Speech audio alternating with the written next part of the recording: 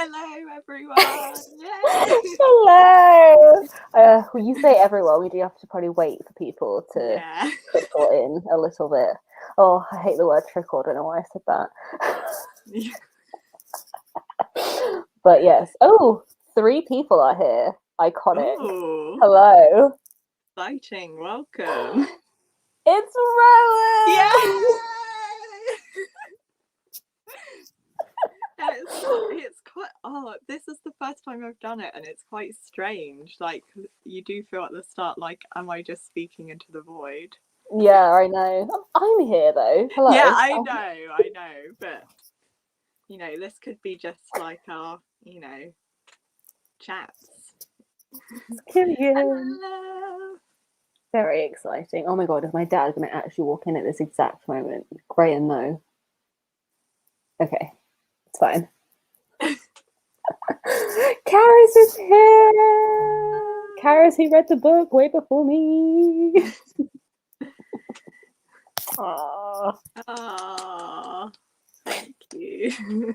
See, this is nice, B. It's no longer the void, which is exciting. Yeah. Very exciting. Hey, so should we start our intro? Yeah, let's do it. Right, so, I mean, if you're on this channel, you probably know who I am. But yeah, I'm Anna. I run this channel, this booktube channel, where I talk about books and occasionally films. I am a film graduate with a useless degree. I graduated last summer and just looking for stuff to do, basically. And yeah, I'm running this book club with B. Oh, I guess, a comics maker. I'm currently an illustration student with soon to be a useless degree as well, probably. And yeah, I'm really interested in books and films, same as Anna. I mean, we have a lot of the same interests, which is why I think we thought this would work so well. Like, we were talking like about how like I know like you don't write in like your books, but like if you did we would probably like, if we'd like put them side by side, they probably have like the same things highlighted. Absolutely. Like I was so jealous because we yeah. met up yesterday, and B's copy of Cat's Eye is just gorgeous. It has so many cool little notes in it, and I just wish I had. At the moment, it's a little bit tattered, not gonna lie, but I just wish I had. This is what I have to deal with, is all my notes on a separate piece of paper, because I just can't write in my book, and it's really upsetting. But anyway. So yeah, I mean, I think we've gone into it a little bit, but for this first session, we just want to talk a little bit about why we set up the book club and the kind of books we sort of plan to be reading. So this is the Briar Rose book club, and those of you who are familiar with fairy tales will know that Briar Rose is the original iteration of Sleeping Beauty. Oh my god, yeah. Yes.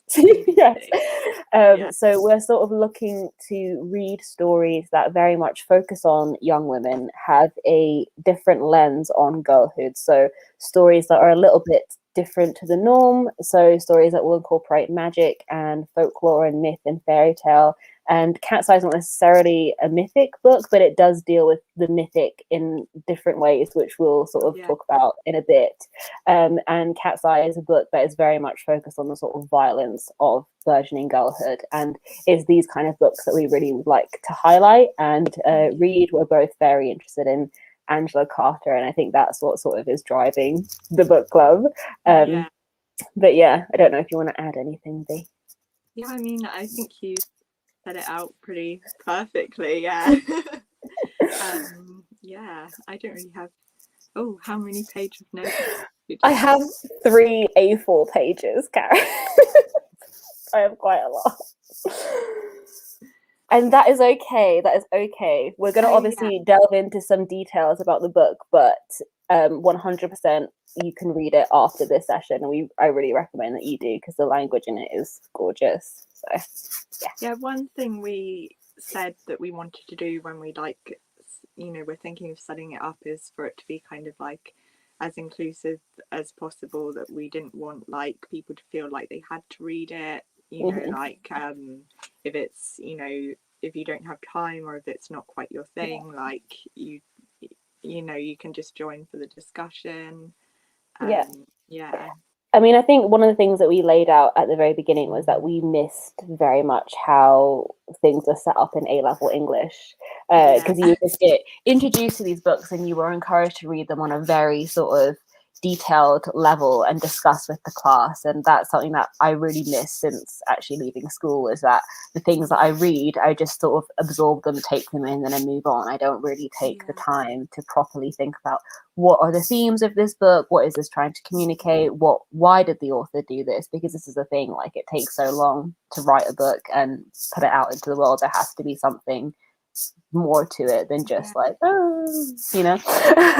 And So it's really like, it does feel like quite exciting, like going back in, almost like going back in time, because we were at school together, we did A-level English together, so it's like similar kind of discussion and stuff. Oh, someone's coming in the evening. Yeah, Gabs is in Australia, so it's going to be very different time. So I really appreciate your dedication for being thank here. you. And yeah, before we dive into Cat's Eye, I want to mention what the next month is gonna be. So obviously I'll do like a proper tweet on the Twitter, but this, you heard it here first. This is what we're reading for the month of May, which is Bee's birthday month. Very exciting. And this is sort of dark academia set at a girls' school, incorporating horror and lesbians and wasps, apparently. So very excited to dive into this one. All good things. All good things. All good things. Yeah, and definitely. it's by the same author who did Miseducation of Cameron Post. Was that? Yeah. And also something for Shah. I think this is blurbed by Sarah Waters, so something to keep in mind. I think yeah, Shah is a fan of Sarah Waters, so that is quite exciting. It's worth it. It's so pretty. It is. Yeah. Yeah. Mood. Yeah.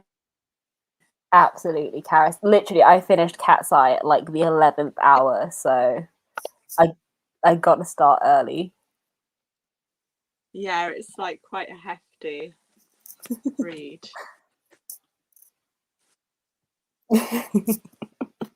Oh wow. That's cool. That's exciting. Right, should we dive in, B, to Cat's Eye? Yeah.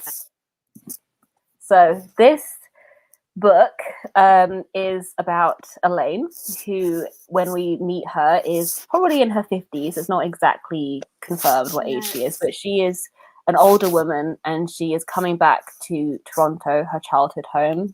Eva, hello! She's coming back to her childhood home of Toronto, and she is kind of wandering around the city, just basically reminiscing about this very difficult and traumatic friendship that she had with this girl called Cordelia at school. And the whole novel is basically very liminal. There's not a lot that happens. It is just very much based in Elaine's memory. And it very much flips back and forth between when she is an adult and when she is a child. And that's sort of where we start and where we end, basically. So the book begins with she's about to have a retrospective of her artwork because she's a painter, and that's why she's back in Toronto. And then the book very much ends once that retrospective is finished. So it's a very small sliver of time in a way, but it's so much more than that. It's very meaningful, the sort of things that she remembers, you know. Don't know if you want to add it.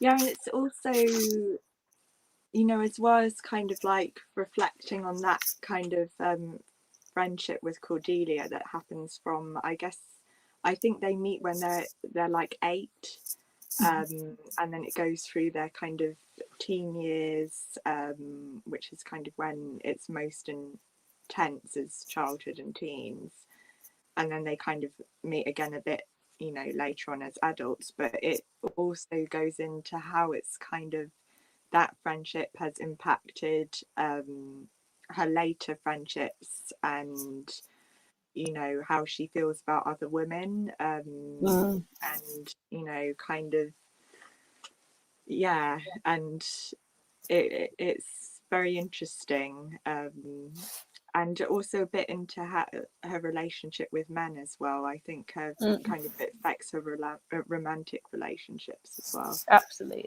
yeah. And it's and then, you know, so you've got this like the kind of present tense, which we think is set in kind of present day for when this book came out, and it came out in 1988. And like you said, she's kind of in her 50s. It's not, I don't think it's Oh my God. How did I know that was gonna happen? It's 5 o'clock. It's okay. Okay.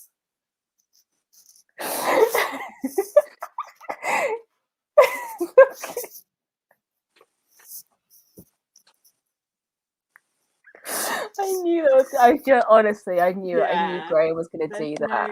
Oh my God.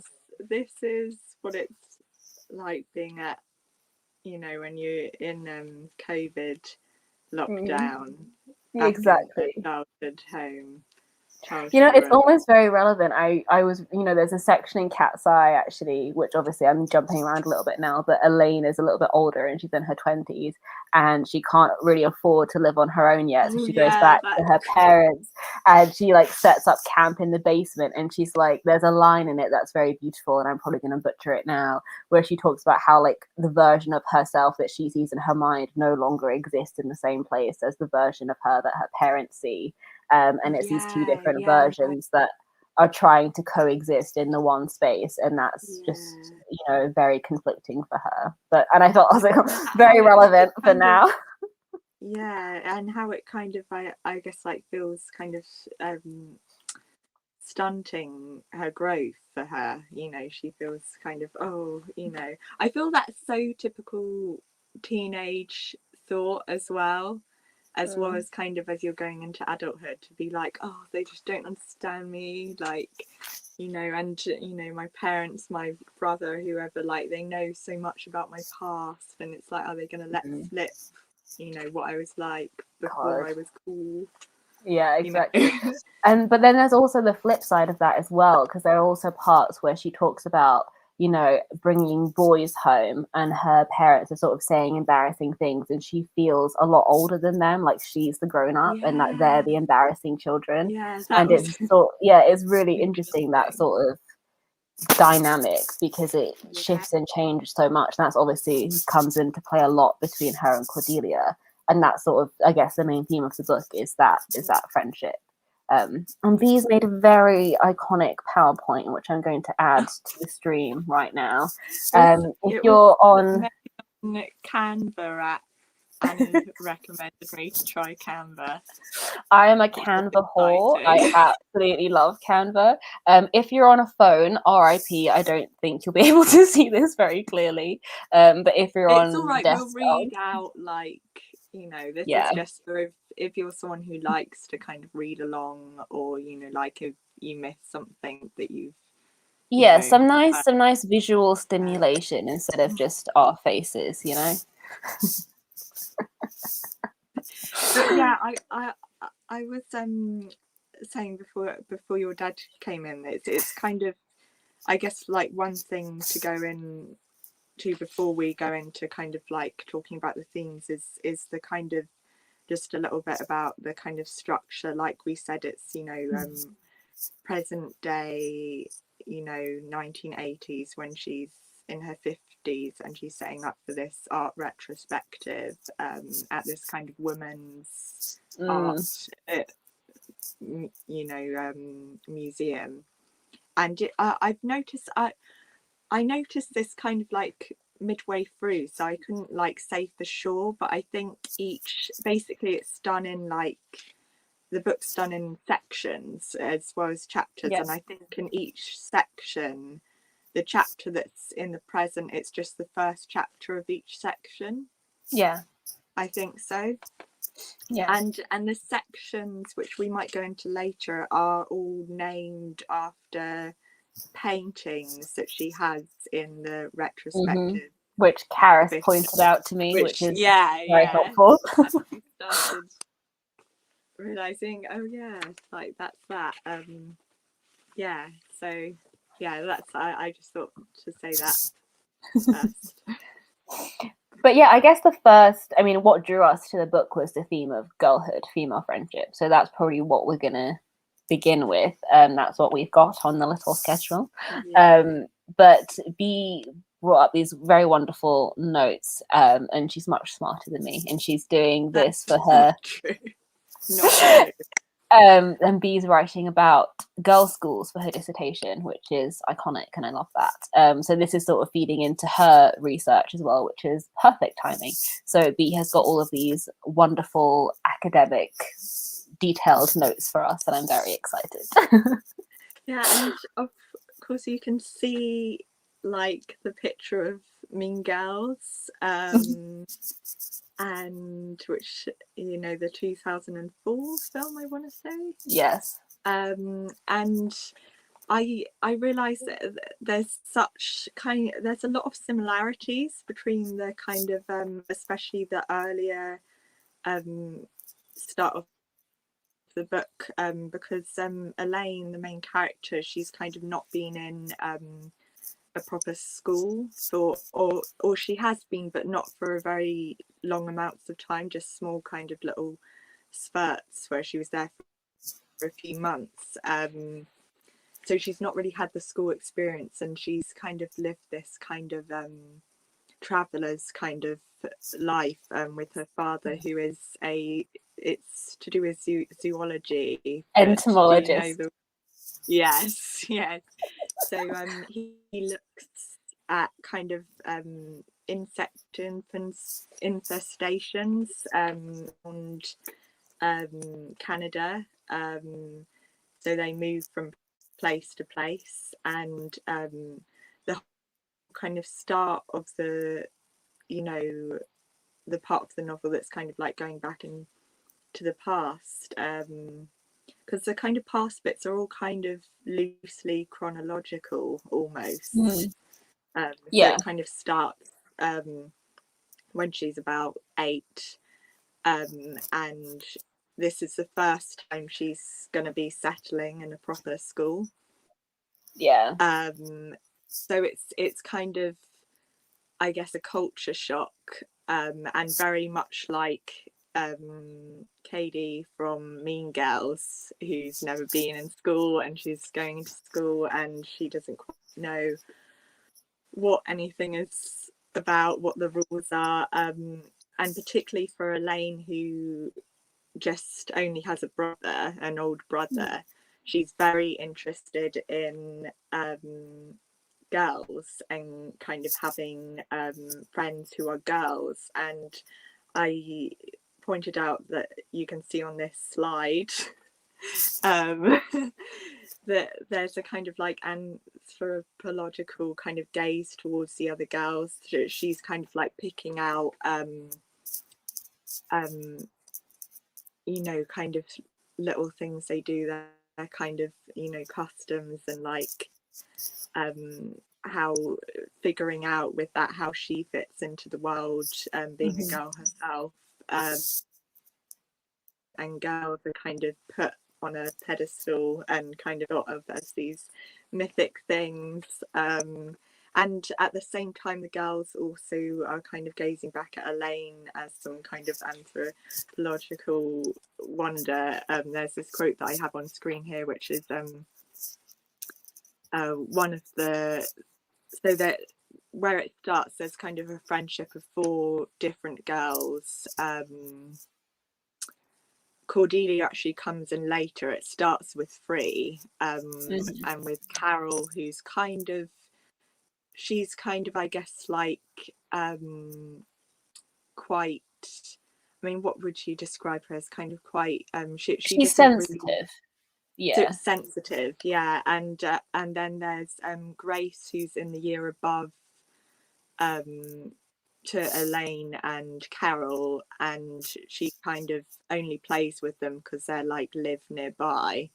Yeah. And Grace's family are quite religious as well, I think. Yeah, they're very religious, and that comes in a lot later on. So they both kind of look up at Grace because she's the year above, and it's like, oh, you know, she's spending time with us, like that's amazing. But this quote is from page 57, and it's about Carol. This is before we've met Cordelia, I believe. But she quotes, Carol tells everyone at school that our family sleeps on the floor. She gives the impression that we do this on purpose because we're from outside the city.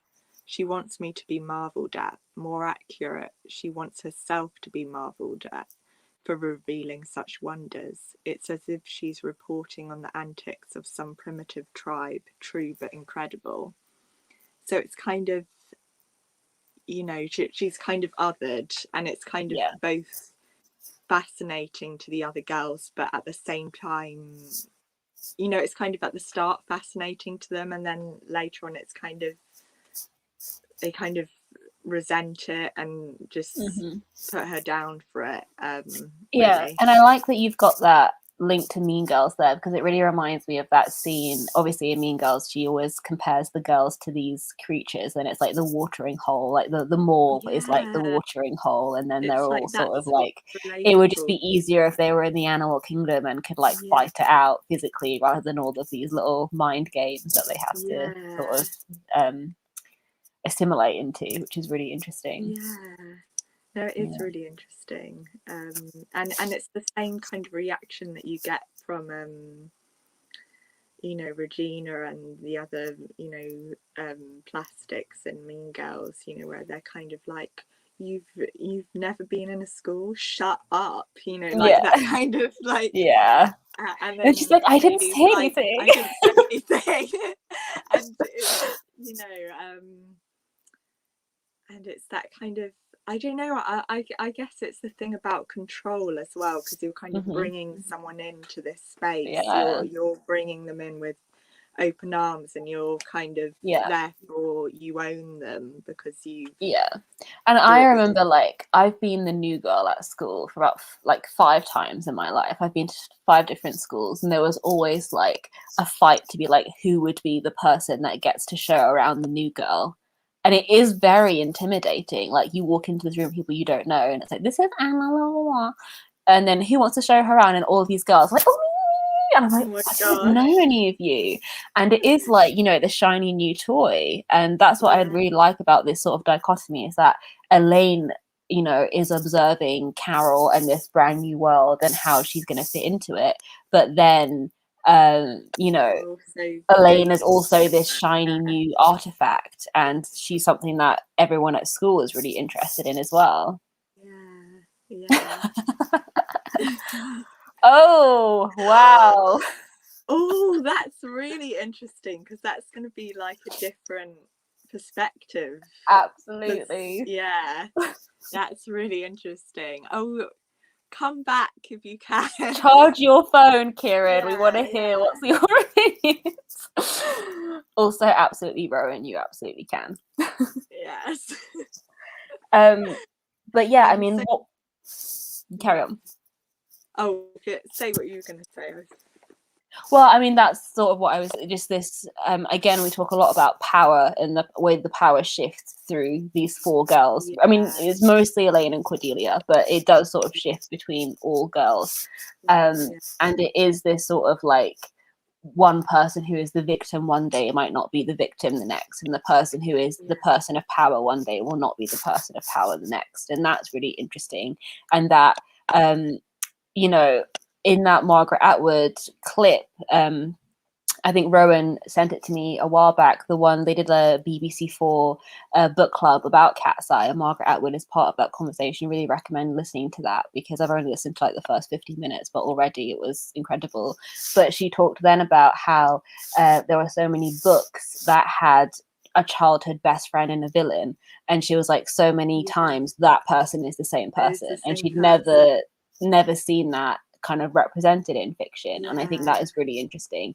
And the fact that, as well, we talked about before, is that Elaine isn't completely blameless. It's not as if Cordelia is the big bully and Elaine is the victim. It's very much shifts from day to day, and the anxiety around that, around like, so if you're having a good day and Elaine and Cordelia can be laughing happily, that can literally change in a second. And that's what I find really fascinating with this book.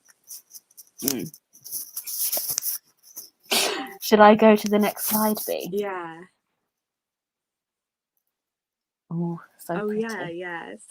So these are kind of, I guess, some more quotes. That's kind of her gazing, Elaine gazing at the other girls. From page 31, she says, "I want some friends who will be girlfriends. I know that these exist, having read about them in books, but I've never had any girlfriends because I've never been in one place long enough." So she's like really daydreaming about having friends who are girls, which is definitely, although I was, I stayed in the same school from young, I never really fit in. And then me and Nana both went to a girls' school, so there are lots of and I chance to have like proper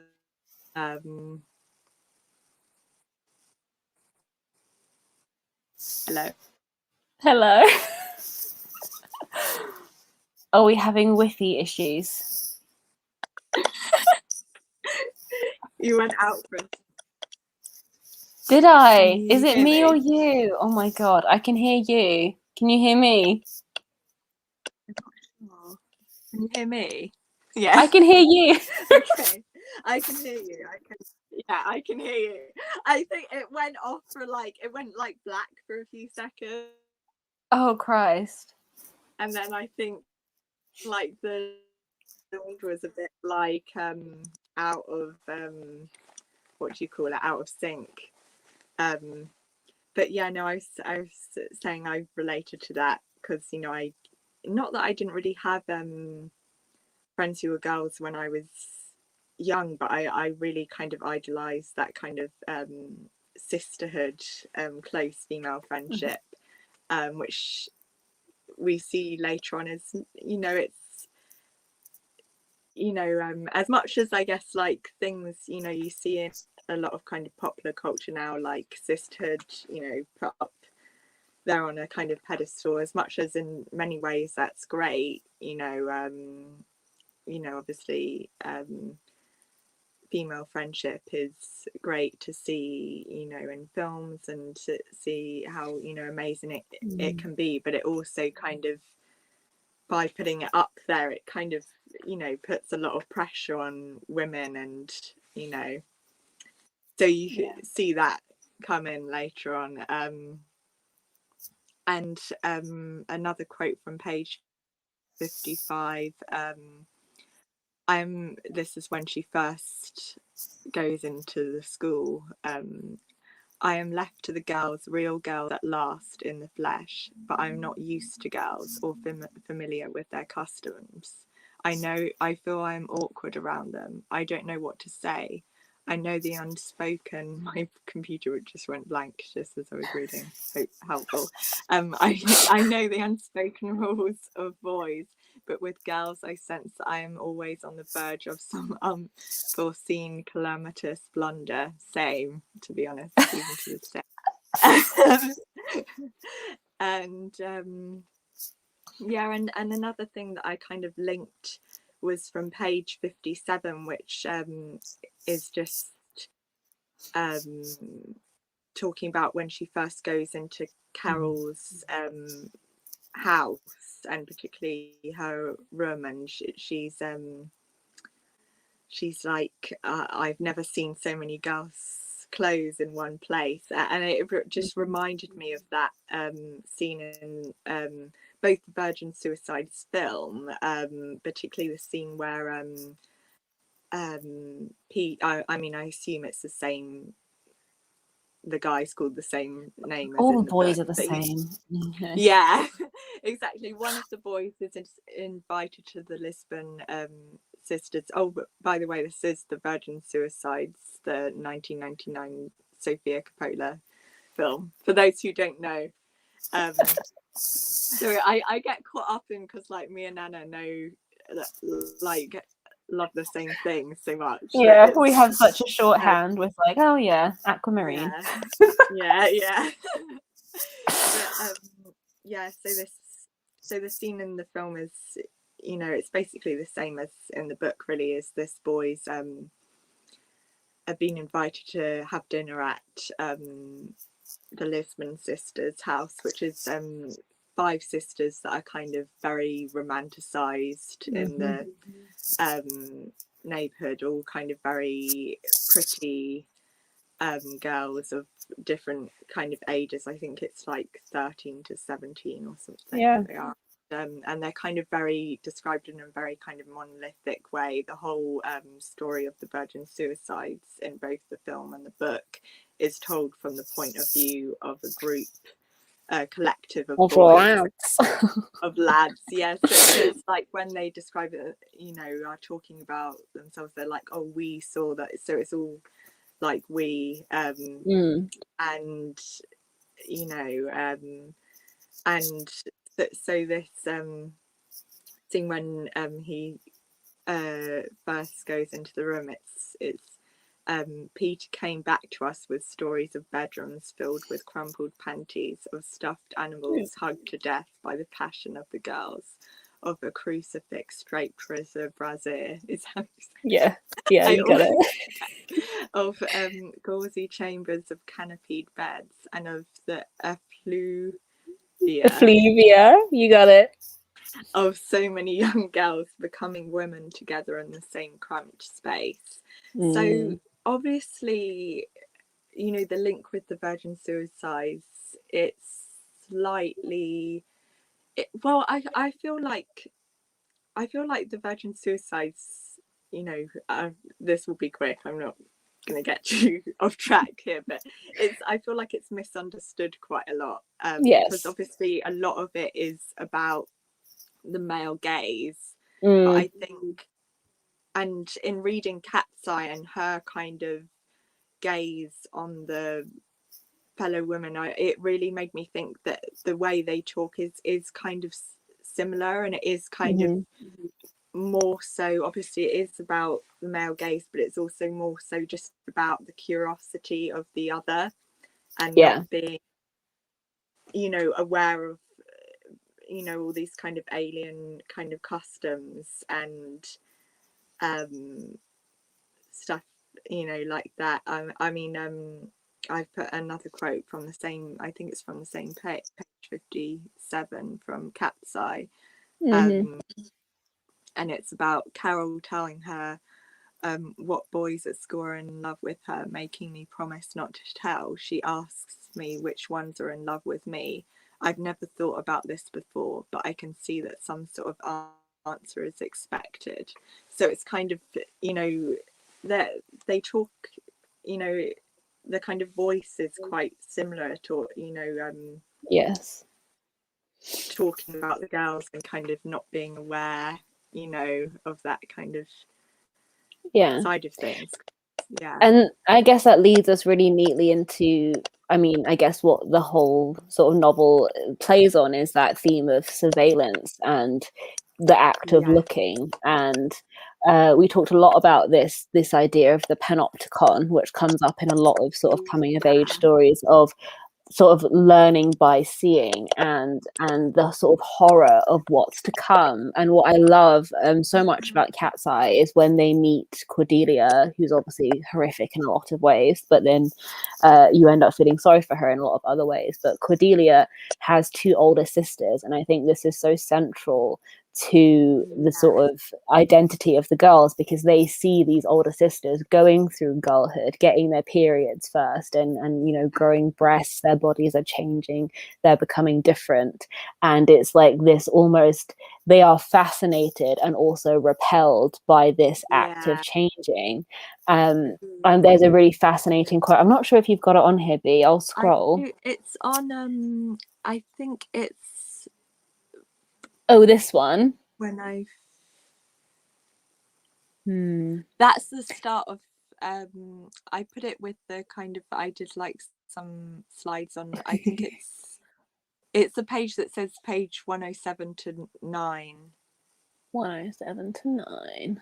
I'm ready. It's like oh my god, B, you've got so many notes.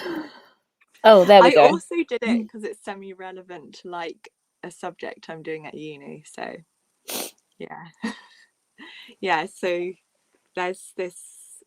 Yeah, so it goes from 107 to 9. I kind of shortened some of it, and I've highlighted some kind of main bits. But I think why am I trying to read it on there? I've got it on a different tab.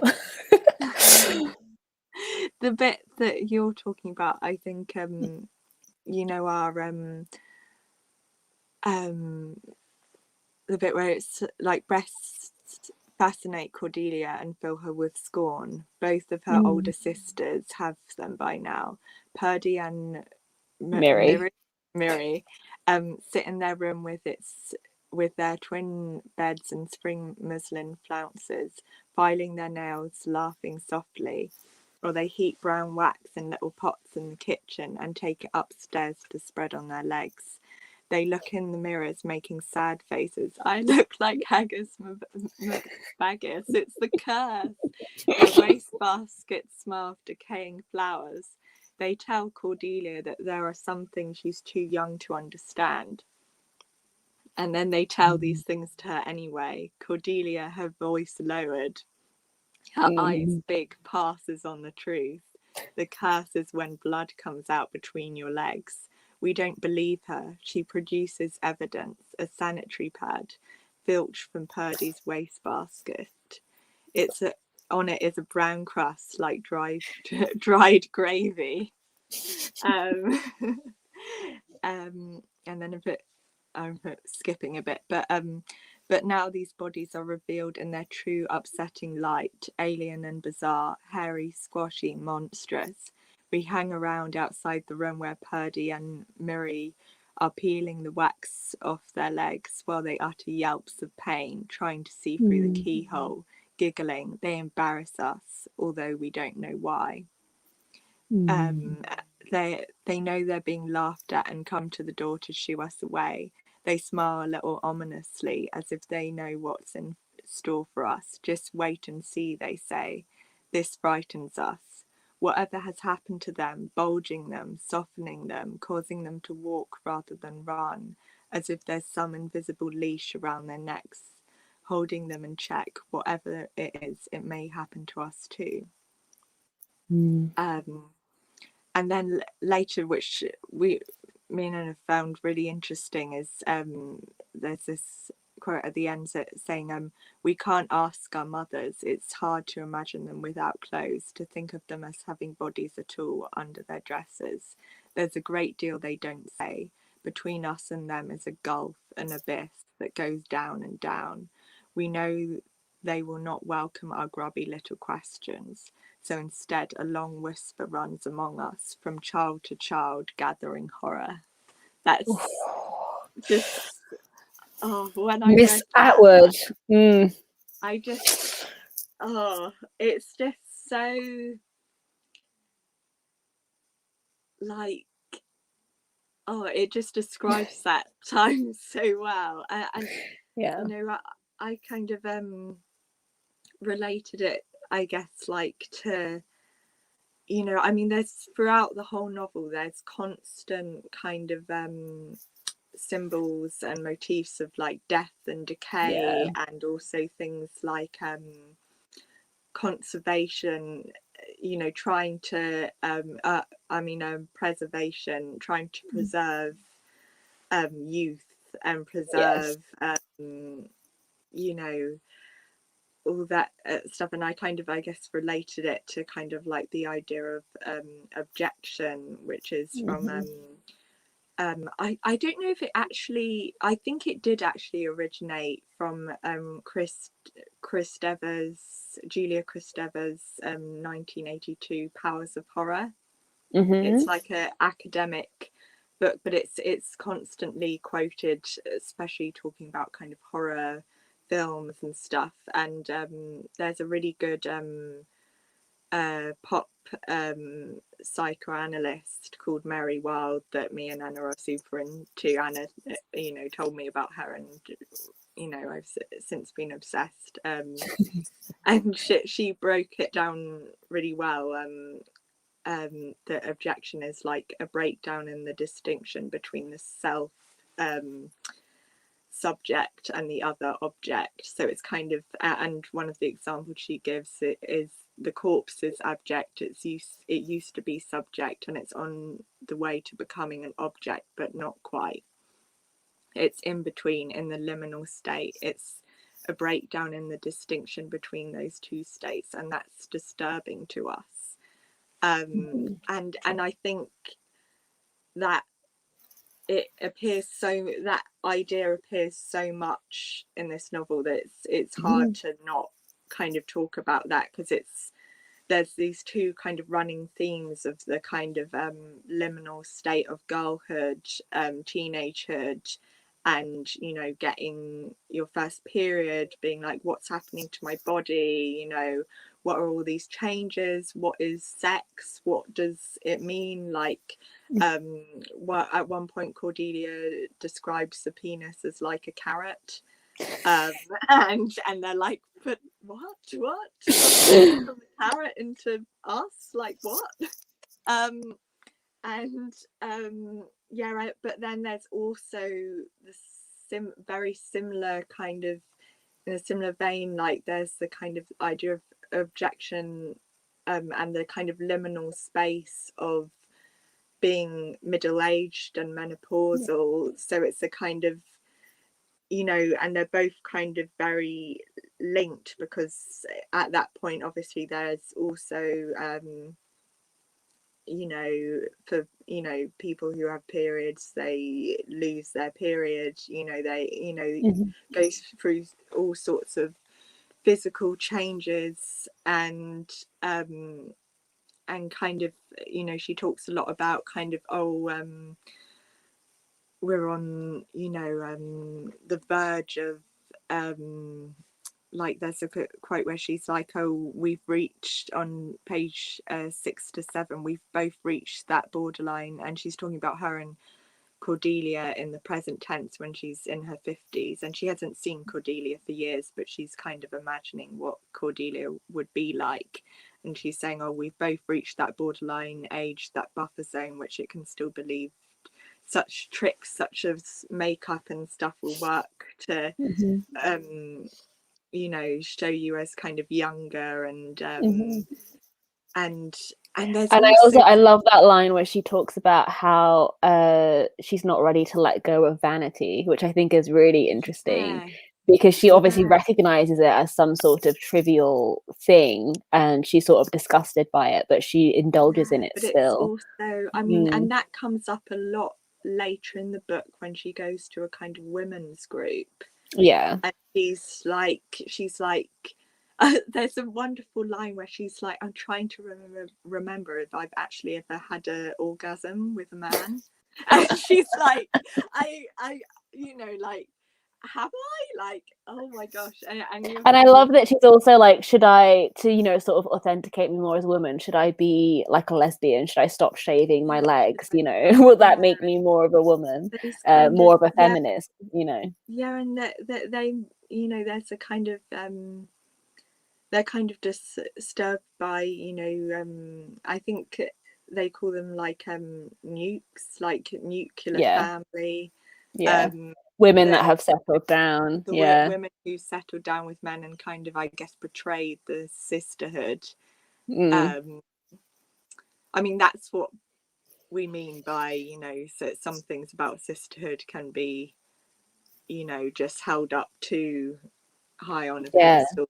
it makes it impossible to women to just live their lives.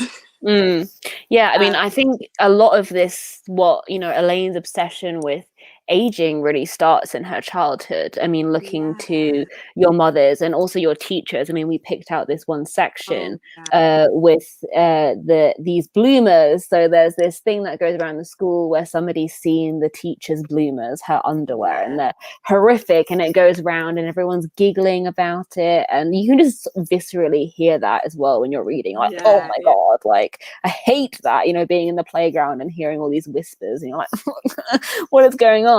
And it's this, like, again, that thing of being obsessed and fascinated but also being horrified. And there's this wonderful description as well where Elaine is talking about they're all lining up at the girls' door, the door that says girls as opposed to the one that says boys, and being like, well, our teacher, you know, who's sort of pudgy and not thin and pretty, she's not a girl, but she's not a boy. So what is she? I mean, could we be in the same category as her? And there's this moment of horror where they realize, oh, is this what we're going to turn into? I mean, are we in the same category? And I think obviously this is something very traumatic, because throughout the novel, there are so many instances where Elaine meets up with people that she's not seen in years, and she immediately comments on their weight, like whether they've gained weight, whether they've lost weight. And that's the first sort of thing that we learn about this person, and how we kind of, I mean, is this person okay? And like when Elaine meets up with Cordelia at one point, it's like she's let herself go. And this is something that comes up constantly, this idea of letting yourself go. And that's such an interesting phrase, because it places the blame on the person themselves. It's like you have let yourself go, rather than something horrible has happened to you and you don't really care about your appearance that much because something bad's happened. You know, it's very much placing the responsibility of the upkeep of the body on the person, and how that's some sort of moral failing if you have not managed to do so. And that's really, really interesting, especially as someone like Elaine, who is like a feminist painter, and she's interviewed later on in the novel as like a feminist painter. Exactly. Very knowing that she's doing it, which is interesting. And that leads into actually the kind of, you know, which we've brought up before, the idea of the kind of Panopticon. And you know, I was, you know, so I came, you know, in reading for my dissertation, came across this academic called Alison Winch, and she wrote a book called The Girlfriend. Oh no, it's Girlfriends and Post-Feminist Sisterhood. It's like earlier on, I think. Oh, okay. It's before then. It's just the next one, I think. Yeah. Oh this no, one? like down. This one? Yeah. Oh, this one. the girlish ghastliness. We got it. But yeah, it's Girlfriends and Post-Feminist Sisterhood from 2013, and she's kind of coined this term, the girlfriend gaze, which is kind of I guess very similar to male gaze, female gaze, but with distinctly kind of not sexual. And it's more about kind of where, you know, a kind of gaze between girls, particularly in kind of, I guess, like heteronormative, you know, circles. Goodbye, Shaw. I'm excited for your poetry. Thank you for coming. Oh, that's exciting. Also, I know, gross. Yes. Thank you so much for coming. I hope you were liking it so far. Sorry, B, totally interrupted you. But so it's kind of more about where women, you know, kind of women looking at each other and kind of pinpointing, where do I, you know, if there's a group of women in the room, where do I fit with them in a hierarchical sense? And one thing also that's really relevant is it, so she says it develops this kind of idea of the Panopticon, and kind of uses it to explain how women are regulating each other's bodies through effective networks of control, and then she calls it a Gynopticon in the book, and so the idea of the Panopticon is it's kind of from the idea of a kind of architectural design of a prison, basically. So in the Panopticon, at the center is a tower where the supervisor can monitor the inmates in the cells, permanently visible. The prisoners perform their lives knowing that they are under constant surveillance. So I guess when it comes across to the girlfriend gaze, it's kind of looking at each other suspiciously, trying to catch each other out of if they've broken some kind of unsaid rule. And this is a massive thing in this book, because when Cordelia comes in, the kind of slight that there was slight kind of slyness there before in the friendship group between Elaine, Carol and Grace, but as we said about the kind of them kind of thinking of Elaine as this other as well, is relevant. But when Cordelia comes in, she really brings in a kind of extra dynamic, and she especially targets Elaine, and she targets the other girls too, and it's never Cordelia that's targeted. It's always either Carol or Elaine.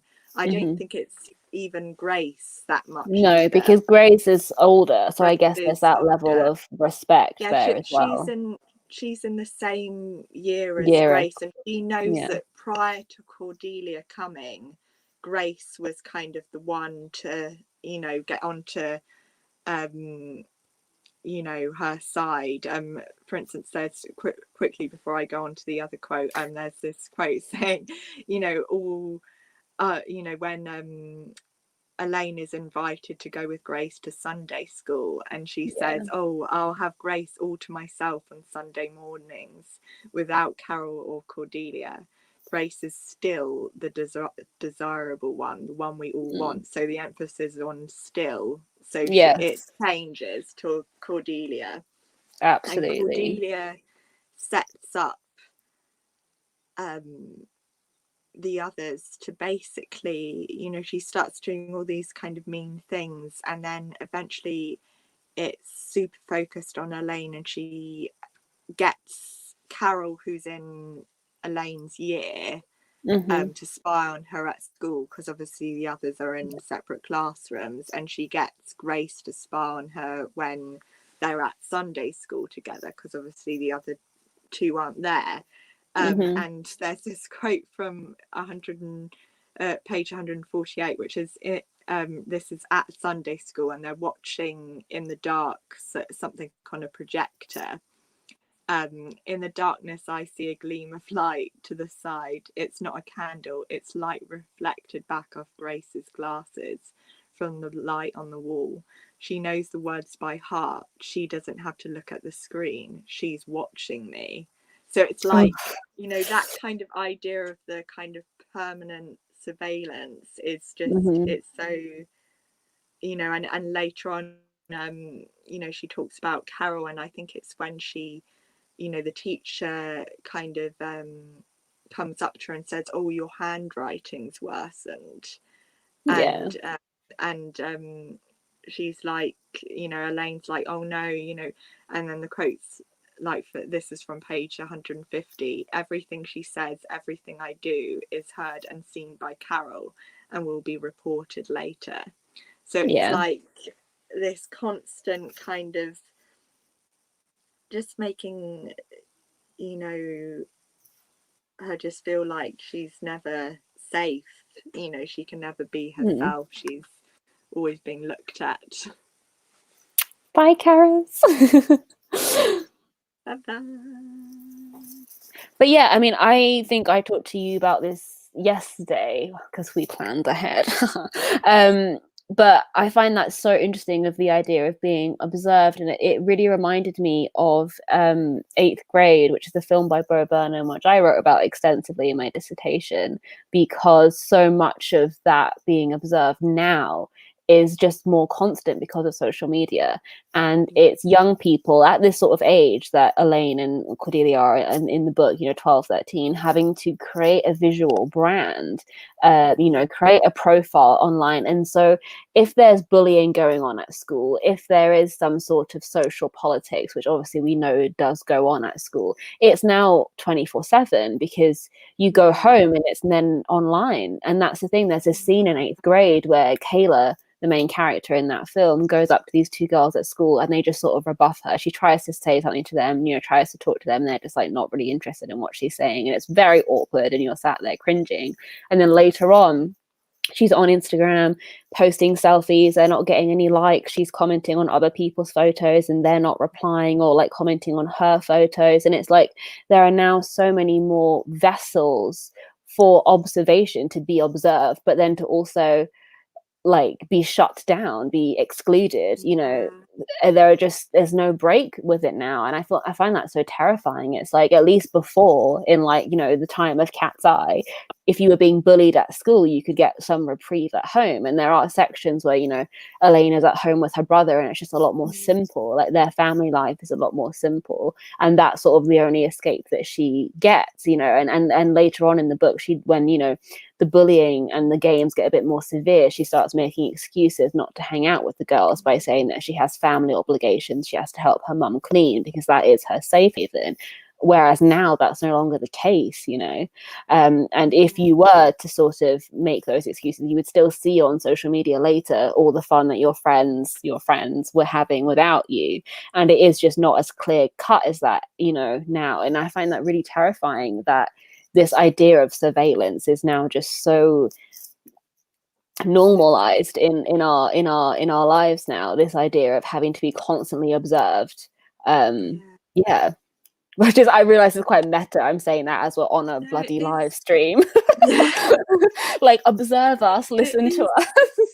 Yeah, but it is, because also, when you talking about that, I was thinking, like, like when you're, like, well, even like today, but especially when you're, younger, you have this, I remember having this kind of secret vision of myself in my head as, being cooler than I really was. And, and I just think, like, nowadays kids are like projecting that, vision of themselves that would have probably remained quite private in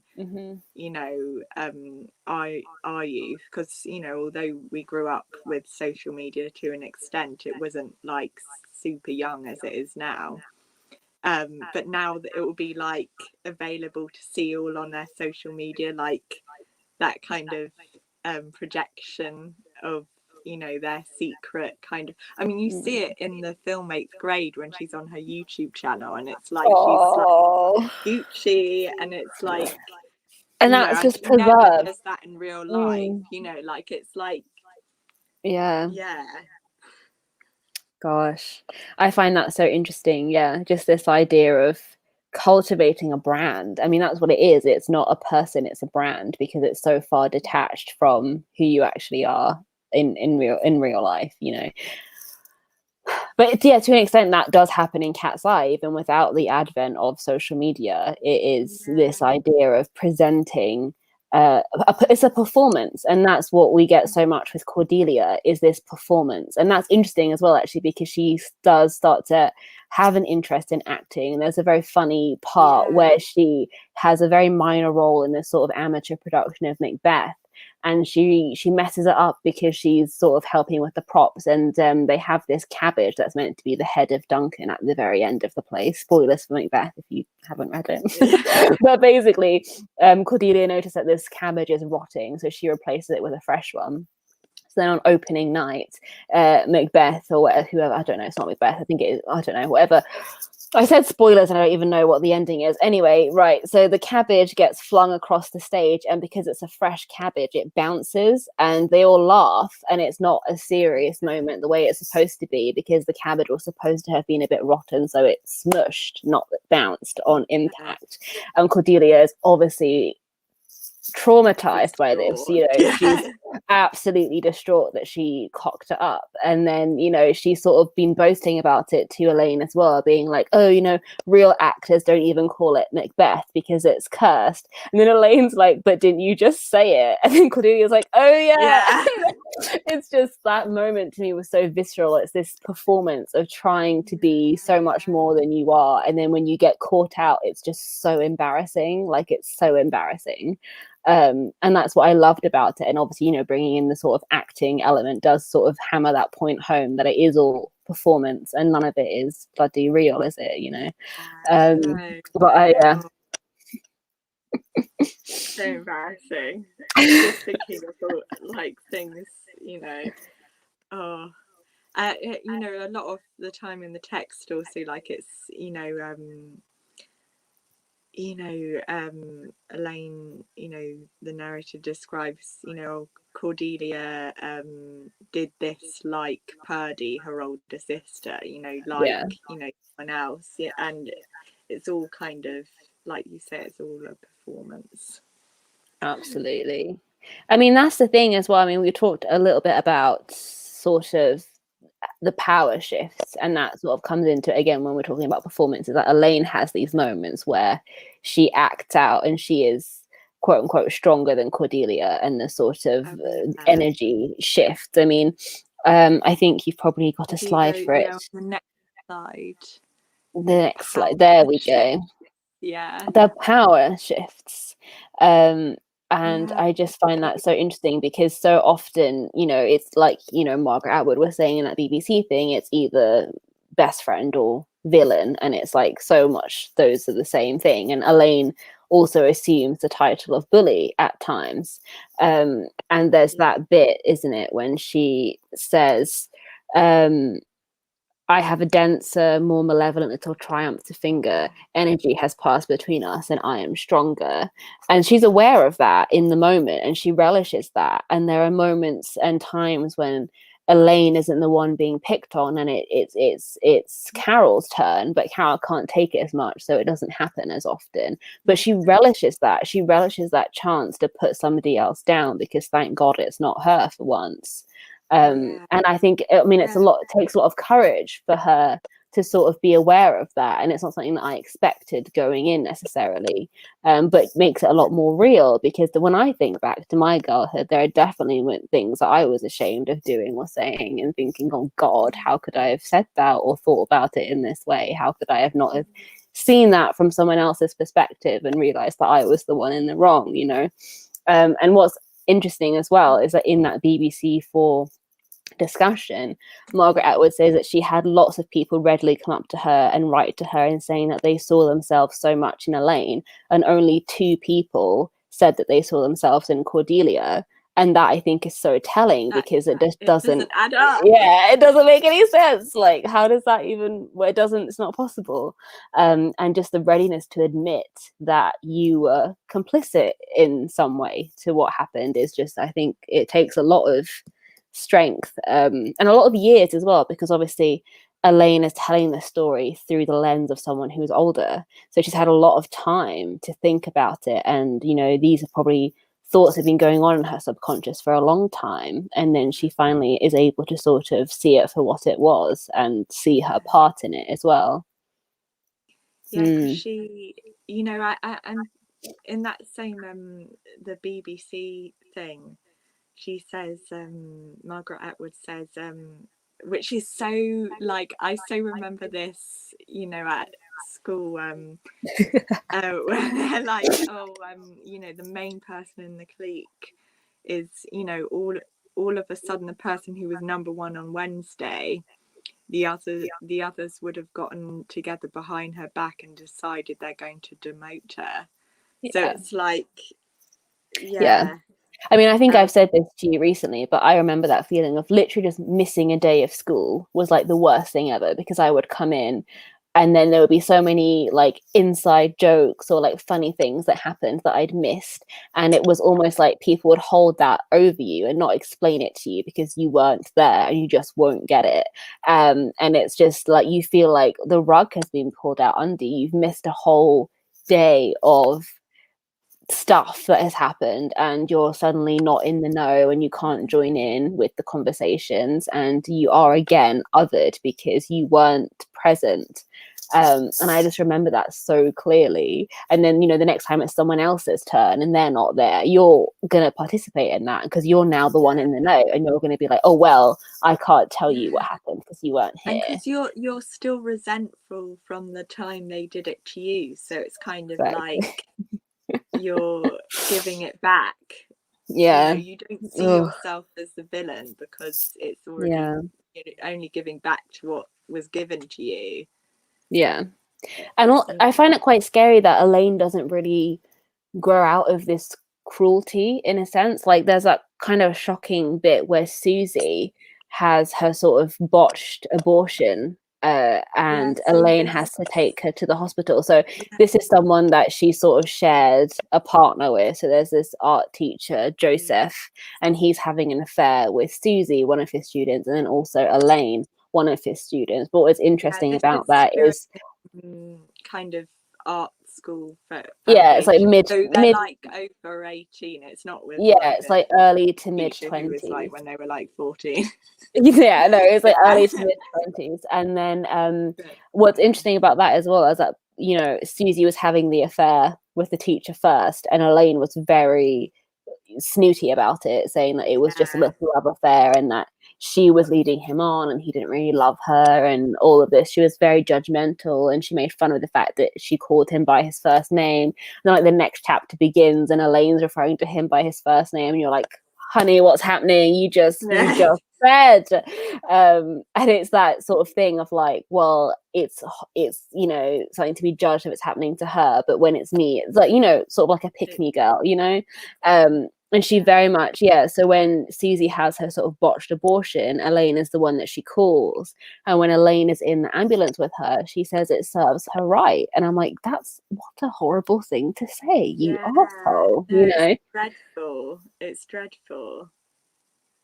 Yeah. And I think that's what I liked so much about this novel is that she is not innocent. Yeah. The Elaine is it's not, you know, and I think that's just really interesting.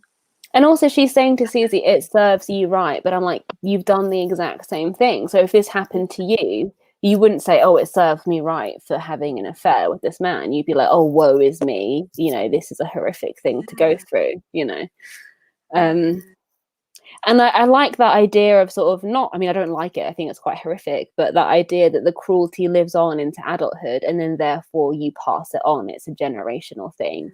And we talked a little bit about this when we talked about mothers, but the idea that like girls sort of assimilate girlhood, womanhood from their mothers. And initially what sort of sets up your status symbol at school is how rich your parents are. Like, I mean, it's a very big glitzy bit of the book when they go to Cordelia's house for the first time and she has all these amazing things, all these amazing clothes, older sister's clothes that she now uses as dress up. It reminds me of, you know, that I don't know if anyone's like watched Pen 15, like like you're the only other person I know that's watched Pen 15. It's so good, and it's like everyone watched Pen 15. Yeah, it's about kind of middle school. I think they're in like grade 9. It's set in the US, and it's these two teenage best friends, and there's one episode where this other girl kind of comes in between them and they become kind of a three, and they go to her house and it's like, you know, she's got like an intercom like in her room. So she presses it and she's like, Mum, can you bring us some juice? And it's like, and then they're both like, amazing. Like, we've got to get in with her. Like, and it's just, and she's the worst person as well. It's always the worst people that have like the nicest houses, isn't it? She also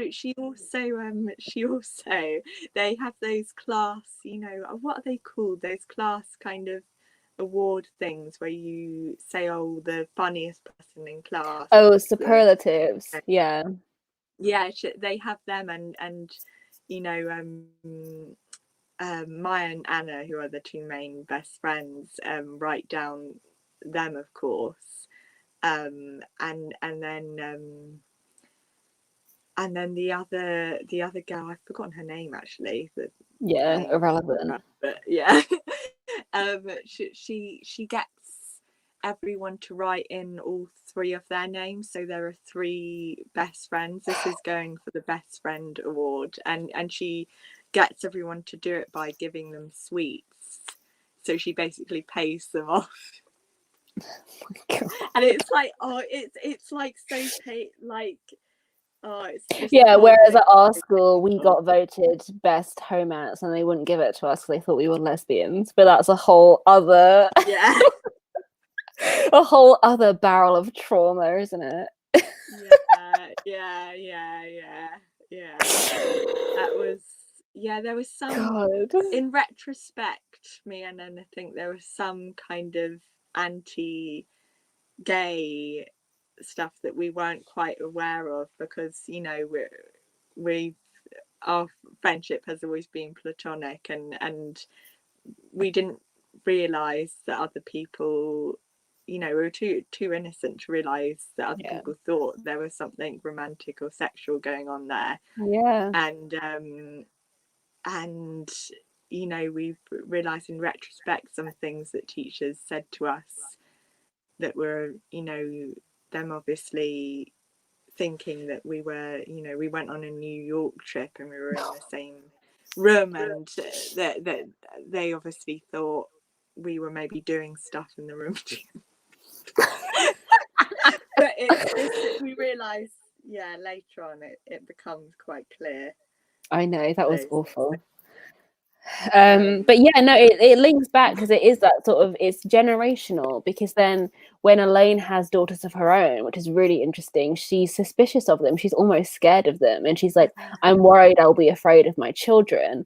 And then she sort of looks at their nails, because when Elaine was getting sort of, you know, the worst of her abuse at school, she would bite her nails, she would pinch herself, she would pick up on the skin at her toes. And this, I mean, B can attest, I'm always picking up the skin on my lips. It is like an anxious tick. And then Elaine is looking at her children and they have perfect nails, they have perfect skin, and she's like, oh my God, are they the bullies? And it's just this horrific moment where you're like, oh my God, she's like doubting her own children. Like, this is how deep this trauma goes, that she's scared of her own children to a degree, and she won't talk to them about it. And I find that fascinating, because what is the point of accumulating all this knowledge about girlhood and the codes and conventions if you can't share it with the next generation of girls, you know, and sort of put an end to the trauma, you know? Like, there's actually, like, there's a lot about kind of which isn't specifically have fun on your supply run, Rowan. Thank you for coming. Mwah.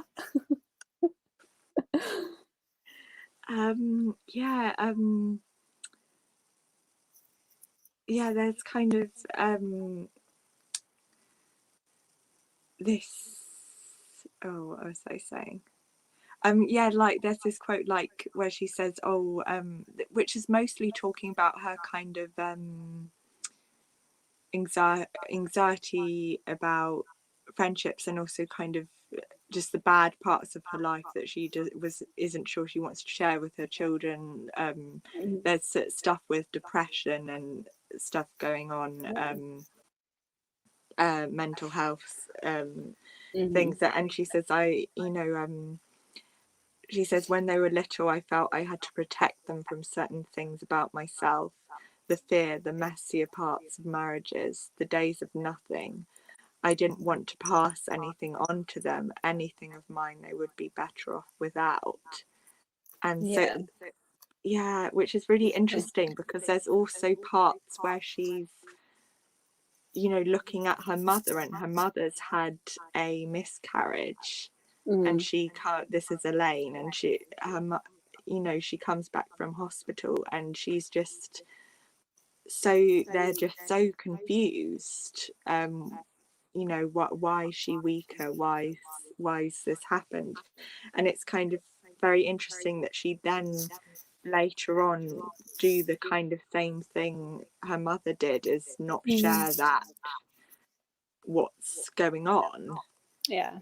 And yeah, just you talking about the sort of the nothingness, she refers to it as like this nothingness, which I guess we can sort of you know, it's depression, isn't it? So and there's this chapter where it opens and she links it immediately to Cordelia, which I find really interesting, and she says, there are days when I can hardly make it out of bed. I find it an effort to speak. I measure progress in steps, the next one and the next one, as far as the bathroom. These steps are major accomplishments. I focus on taking the cap off the toothpaste, getting the brush up to my mouth. I have difficulty lifting my arm even to do that. I feel I am without worth, that nothing I can do is of any value, least of all to myself. What do you have to say for yourself? Cordelia used to ask. Nothing, I would say. It was a word I came to connect with myself, as if I was nothing, as if there was nothing there at all. Last night I felt the approach of nothing. Which is just so heartbreaking. Like, because what's interesting as well is that, you know, we talked about again that I think Cordelia remembers their friendship so differently. And there's a bit where they meet up sort of in their 20s, and Cordelia says, oh, you were my best friend then, or you were my only friend. Yeah, and she specifically about early childhood, which is the period where she, you know, really bullied Elaine, because later on in her teens, the power kind of shifts a bit. Yeah, she says, this is Cordelia. She says, you know, I hated moving to that house. I hated the kids at Queen Mary's and those boring things like skipping. I didn't really have any good friends there except for you. And then Cordelia's face dissolves, reforms. I can see her 9-year-old face taking shape beneath it. This happens in an eye blink. It's as if I've been standing outside in the dark and a shade has snapped up over a lighted window, revealing the life that's been going on inside in all its clarity and detail. There is that glimpse during which I can see, and then not. So, oh God. Yeah. But that's so interesting. Like, I mean, I guess the next sort of theme that we're talking about now is definitely memory, and the sort of unreliability of memory, and the fact that they seem to remember different things about their friendship and who they were, and how that memory, again, like we say, lingers and very much colors Elaine's relationships with her children, with men in her life. And what I find really a theme that I love in the book, because I relate too much, is that she forgets a lot of it. And that's what happens when you're kind of traumatized at a young age. Your brain just blocks it out. And so I feel like I've just been reading like for the last 5 minutes, but there's this one quote that I love where she's talking about this exact phenomenon. And she says, it's on page 237, if anyone wants to read along and mark it or anything. But she says, I've forgotten things. I've forgotten that I've forgotten them. I remember my old school, but only dimly, as if I was there 5 years ago instead of 5 months. I remember going to Sunday school, but not the details. I know I don't like the thought of Mrs. Smith, but I've forgotten why. I've forgotten about fainting and about the stacks of plates and about falling into the creek and also about seeing the Virgin Mary. I've forgotten all of the bad things that happened. Although I see Cordelia and Grace and Carol every day, I remember none of those things, only that they used to be my friends, and when I was younger, before I had other friends.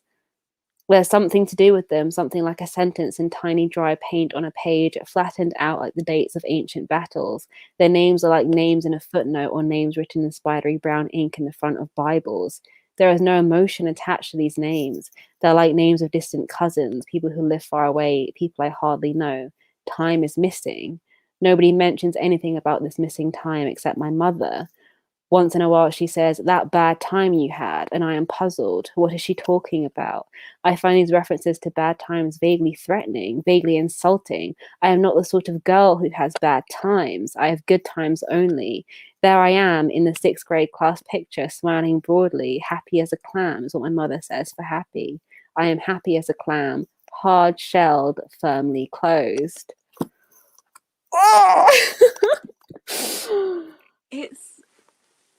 It's so interesting because it almost, the forgetting happens almost straight away after she leaves, because there's a bit when she's at Queen Mary's, which is the school that she first comes to at, around age 8, and she's in that friendship group with the 3 other girls, and there's a bit, a very violent scene where they make her go down into this ravine, and she almost freezes to death basically, and after that she kind of just she's done, and she's done with the friendship, and she moves on, she meets other friends, and then they all go to different schools, and they kind of the other girls kind of, she loses touch with Grace and Carol and Cordelia for a bit, although Cordelia later on, when they're about 12, 13, I think, comes back into, starts up at the same school that Elaine is starting up at, which is how they kind of, their friendship comes back into place. But almost straight after she makes that decision to leave the friendship, she is forgetting things. Bye, Kirian. Thank you. Thank you for watching our book report. Book report. Sorry, B. Yeah, no, it is so interesting, and when the stuff also all about how much of an impact, I mean, talking about what we were talking about before about mothers, and how Mrs. Smith is just this image of kind of utter horror to Elaine. You just can't, for the longest time, she can't work out why. And Mrs. Smith was the mother of Grace, and there's Elaine went to Sunday school with them, and she was kind of because I mean, I don't believe Elaine's family was religious at all, so she was brought into it, and kind of Elaine just agreed to it because she wanted more time with Grace, and Mrs. Smith and all the Smiths just see Elaine as a kind of charity case that they're trying to like save her from like, oh my god, I hate that part where she's overhearing. There's a really good part. I won't read the whole section, but there's a really good part where she overhears Aunt Mildred. Always an Aunt Mildred, isn't there? Mrs. Smith talking about how bad Elaine is with her, Bible practice, and how they call her a heathen. They say things about that family. It's obviously a conversation they've had together about Elaine before. And Elaine's like, how can they say that? I'm doing really well in my Bible study tests and assessments, and then and then Aunt Mildred says, you don't think they're being too hard on her, meaning the girls. They start talking about how the girls are punishing Elaine. So the mothers know, the family knows that this bullying is happening. And Aunt Mildred asks that question, her voice relishing. She wants to know how hard.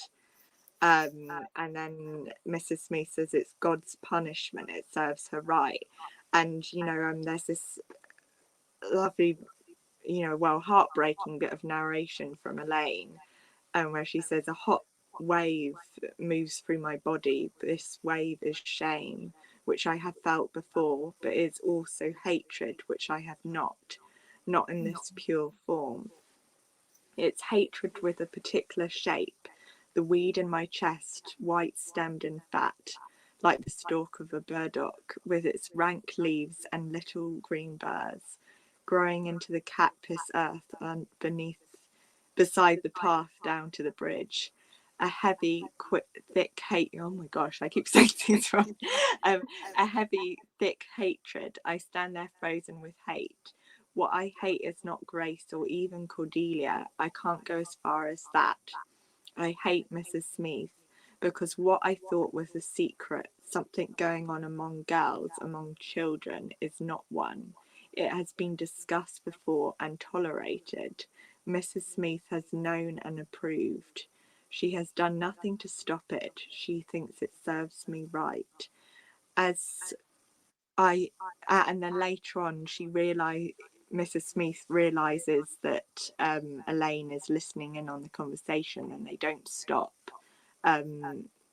She can feel my stare. Mrs. Smith can feel my stare. She turns and sees me. Our eyes meet. She knows I've heard, but she doesn't flinch. She isn't embarrassed or apologetic. She gives me that smug smile with the lips closed over the teeth.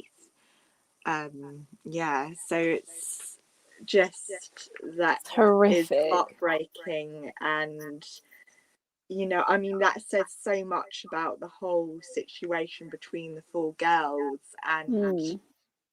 And also, yeah, I just remember that feeling of embarrassment because you do have separate relationships with the parents of your girlfriends at school, and when there's a falling out, there's a sort of shame because you don't want them to think that it's your fault, and you don't want your friends' parents to think badly of you. And like, it is quite scary because like there are definitely friends that had hurt me that then my dad, didn't like and didn't approve of, didn't want me to bring around to the house. And then so when those friendships reformed again, like, months later, it was almost embarrassing because I didn't want to have to tell my friend, oh, like, you can't come to the house. Like, my dad doesn't approve of this anymore. And there's that sort of trust there that's been broken because so much of it is, like we talked about so much already, it's about perception and performance, and when those sort of silk screens break down and you sort of see behind the scenes, I mean, that's just really heartbreaking. But I find it just, obviously Elaine knows, everything that's happening is wrong, and that, it's, like she says, she, has felt the shame for, caused by Cordelia and Grace before, but she can't hate them. Because I guess in some shape or form she knows that, they're kids. She has, kind of, and just that thought of suddenly, oh, this is something that is being cheered on, not just accepted by the adults, but cheered on. And they approve of it, because they disapprove of Elaine. I mean, that's awful. It's all, I mean, we have touched on this before in other scenes as well. I mean, not in yet, but we've talked about previously about the idea of the primal scene of seeing something that takes away your innocence. And sort of the bit before when they're talking about, they're watching Cordelia's older sisters through a keyhole. You picked up on that moment of them seeing something that they shouldn't be seeing yet. And then again, this is Elaine sort of approaching something which she shouldn't be witness to, and that does take away her innocence and her belief in the adults in her life. I feel if this hadn't happened, the lead up to when she gave up on the friendship, I think it would have lasted longer, the friendship. Even after the the, you know, after the kind of violent thing that happens, I feel like there is a kind of, you know, the threads coming loose kind of thing, kind of starting this scene. Yeah, but oh my gosh. Yeah, I mean, like, that's like, if it's not already clear, I mean, we've been talking for about an hour and a half. There is just so much to this book, you know, in terms of everything. I mean, that's the thing, like, if you were to the days. I mean, I guess like the last sort of point that I've got that we haven't hit is just sort of Margaret Atwood's relationship to the text, which I think is really interesting. Because I mean, I mean, Margaret Atwood's own childhood very, very closely resembles Elaine's own childhood. I mean, Margaret Atwood had a very nomadic lifestyle. Her father was an entomologist. Her mother was a dietitian and nutritionist, which I think we said was so interesting. Which is very interesting, talking about the girlfriend gaze and kind of like the kind of, because, you know, Alison Winch talks a lot about kind of our, you know, girls' kind of relationship with food and kind of letting oneself go and, you know, gaining a tummy and, you know, that God forbid. And I think that's really interesting because those things, you know, as we said before, the kind of, oh, she's let herself go comes up so much in Cat's Eye, you know, from Elaine's kind of perspective. And the mother in the book is not a dietitian. She's, I believe she's kind of a stay-at-home mother. But it is very interesting that Margaret Atwood mother, you know, has that kind of, I feel like that is relevant, so interesting. And also, again, I mean, Elaine's career as a painter to me seems to really be Margaret Atwood's vehicle to talk about how her own work is perceived, because Elaine is often labeled as a feminist painter because she paints women and women like her work. But then again, you know, there's a section of the book where she is interviewed by a younger woman and she has a lot of scorn for this young woman, that she doesn't know anything and all of this. And this young woman is saying to her, well, you paint women. And she's like, well, everybody paints women, you know, Rubens, you know, all of these like famous male artists, everyone paints women. And she sort of doesn't lean into this sort of label as feminist. Maybe it's sort of her own guilt speaking, knowing how she has treated sort of girlfriends in the past, and her own sort of guilt about not wanting to lean into this idea of the woman, if this idea of the woman means this cruelty and this violence that people don't talk about.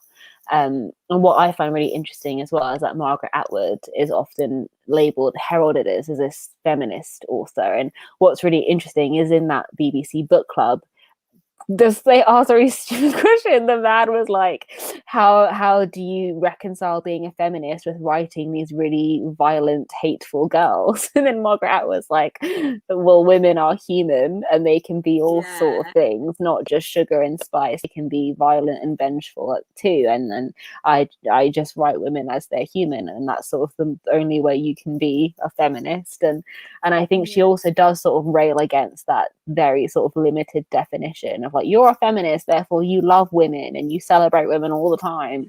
And it's just actually the conversation is a lot more nuanced than that. And I did really find it interesting how Margaret Atwood very much used Elaine's career as a painter in the book to sort of have that commentary on being a female artist in the public gaze. And again, this idea of surveillance comes in, and how we like to be perceived and who we're being perceived by at any given moment, and why that it matters.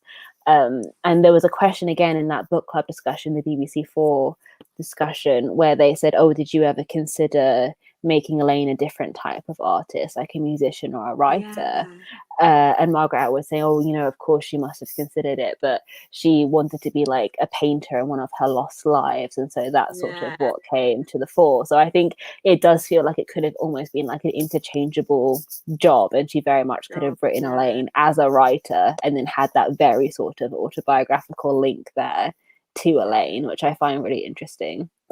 I think one thing that I found really interesting, that I kind of put these two quotes together, it's after the slide where I've got that like little clip from the Virgin Suicides with that like text box thing.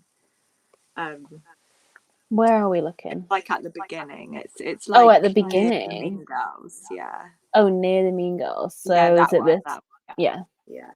So there's this quote from this is talking about kind of femininity, and I find this, you know, I guess it's an interesting kind of point for kind of conversation when talking about kind of Margaret Atwood as a writer, and the kind of label as feminist and kind of label as a woman's writer, which sometimes comes up, and there's this quote from early on when she's talking about kind of going into this kind of world of girlhood, and she says, I begin to want things I've never wanted before: braids, a dressing gown, a purse of my own. Something is unfolding, being revealed to me. I see that there's a whole world of girls and their doings that has been unknown to me, and that I can be part of without making any effort at all. I don't have to keep up with anyone, run as fast, aim as well, make loud explosive noises, decode messages, die on cue. I don't have to think about whether I've done these things well as a boy. All I have to do is sit on the floor and cut frying pans out of the Eaton's catalogue with embroidery scissors and say I've done it badly. Part of this is a relief. And then I just compared it to later on, when from page 405, where Elaine's talking about her painting career, and she's just kind of had a change in kind of you know, artistic style, and she's drawing, you know, these kind of quite surreal portraits of women, and also kind of life, still lives, which are kind of have kind of elements of surrealism in them, and she's talking about her then boyfriend or husband, I can't remember what John is at this point, becomes a husband later. John doesn't say what he thinks of my paintings, but I know anyway. He thinks they are irrelevant. In his mind, what I paint is lumped in with the women who paint flowers. Lumped is the word. The present tense is moving forward, discarding concept after concept, and I am off to the side somewhere, fiddling with egg tempera and flat surfaces as if the 20th century has never happened. There is freedom in this, because it doesn't matter what I do, I can do what I like. And I just found those two quotes together very interesting, because it kind of says something about how she feels about femininity. And I think it's also interesting that when she says this about her painting career, it's near the beginning of when she started to do that kind of work before she met up with the women's group. Because at both kind of stages, she's you know, been in the world of boys for a while and had to compete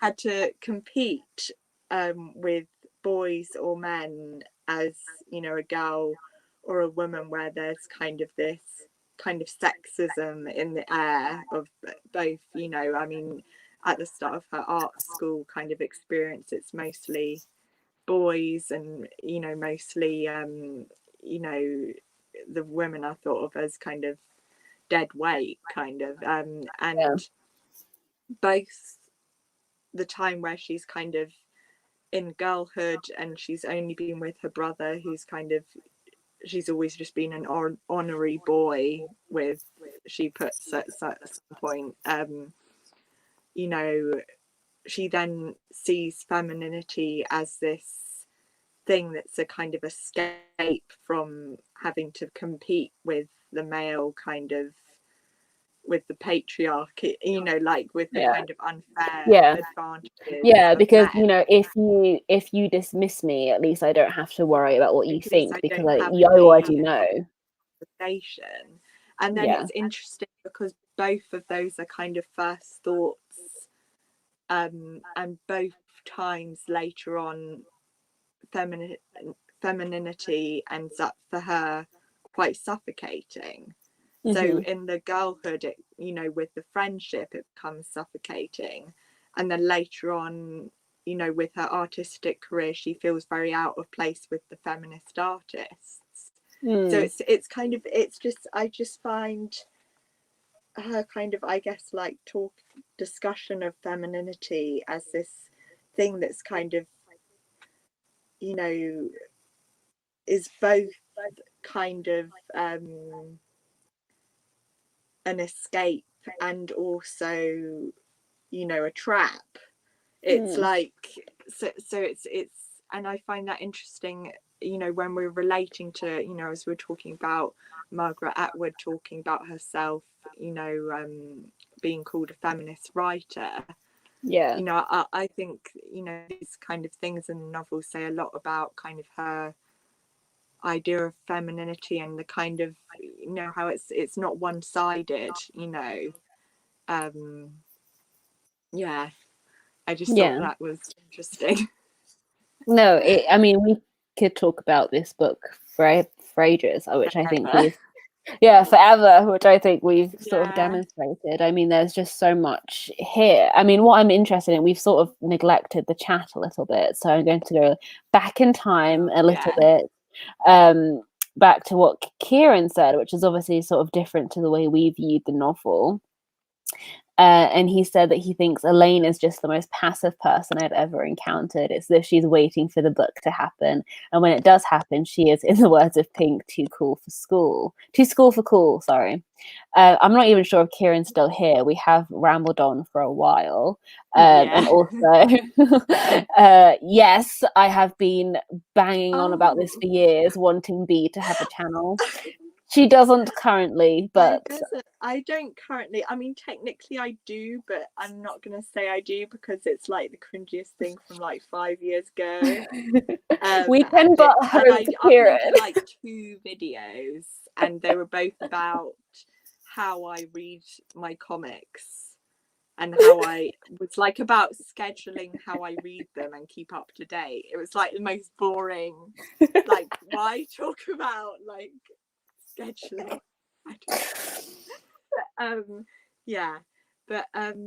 Sorry, I just thought I'd put us back full screen for the moment. Oh, hello. No, that is interesting. I mean, I do agree, but not in the way that, I guess, because I feel like Kieran's leveling that as a criticism, and I sort of agree with that, but I relate to her passivity, so I don't necessarily condemn it in the same way. I think I feel like Elaine goes through phases of absolute passivity, and then suddenly she like breaks. Because it happened in the friendship group. She, you know, she had that, you know, the last bit where she almost, you know, was talked into going into the ravine to, you know, collect a hat that Cordelia, you know, Elaine's hat that Cordelia purposely dropped off the edge of this bridge. And after that moment, she kind of, you know, up until then, you know, obviously there were moments like the kind of thing with the mothers that kind of made have a double take, but, you know, so much of it she was just willing to go along with and willing to, you know, and also sort of what you said, where she great. Yeah, she Yeah, puts up with it and then snaps, and then similar to the way that she leaves John later on in the novel, she's putting yeah, up with his affairs for a with, while, sort of, yeah. not wanting to And address same it. with Joseph as well. Yeah, and You know, then she's she'll have just a moment suddenly, where she suddenly just cuts it off, and it's like, this isn't for me yeah. anymore. I then sidetrack, but I love that bit where she talks about watching Joseph's film years later, and it's like the shittest thing you've ever heard of. It's so funny. It's Where it's like like, so oh, I love obvious her and these two Susie, and women it's who like, are beautiful, and they both harm themselves in different ways. And I love the bit when Elaine's talking about it, and like, this wouldn't be interesting if they weren't beautiful. Like the fact that they're harming themselves and cutting themselves, yeah. wouldn't be interesting if they weren't these beautiful women. And I Well, just find that but so it was true. also, she said it would have been grotesque if they weren't, that there was a kind of Yeah. alluringness to their, it was, Well, oh, it's like it's every story like so that. It much reminded me of there, like yeah, Picnic at Hanging Rock. It's beautiful and gorgeous. These beautiful yeah, girls just go missing into the desert. It's a beautiful story. The Virgin Suicide is beautiful girls that kill yeah, themselves. I mean, there's a whole literary canon there, which I think Margaret Atwood is so aware of and draws on very much, because in her masterclass, which I really recommend as well, I'll give oh, you the link. yeah,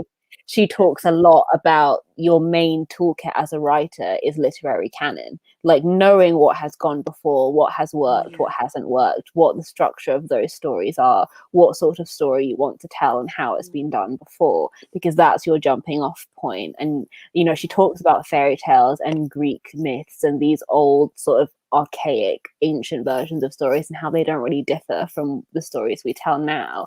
And that the writer's biggest tool is an awareness, and a sort of knowing where what you're going to write fits into that sort of textured history of storytelling. And I yeah, think she very much knows, or knew at the time of writing Cat's Eye, what she was drawing on and what sort of yeah, visuals she wanted to conjure there. I think that's really interesting. yeah, it's really, actually, I didn't look at it in super detail, but for people who, have the book and stuff, there's a bit at the start before the text of the books, on the page opposite to where there's some quotes from Stephen Hawking. Yes.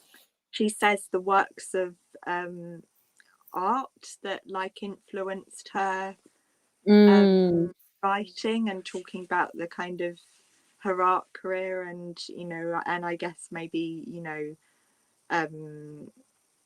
taking influence when talking about John's work, which is kind of more abstract and stuff. But I feel like Mm-hmm. that's an interesting, I mean, I Yeah. didn't have time to look at it properly, but it's an Yeah. interesting No, thing to and look at. also she obviously pays homage there to Stephen Hawking, and there is a Stephen Hawking quote that begins the novel, and you get the impression that the character of Elaine's brother Stephen is named after, or named for, Stephen Hawking, because he then becomes interested in space-time and the Yeah.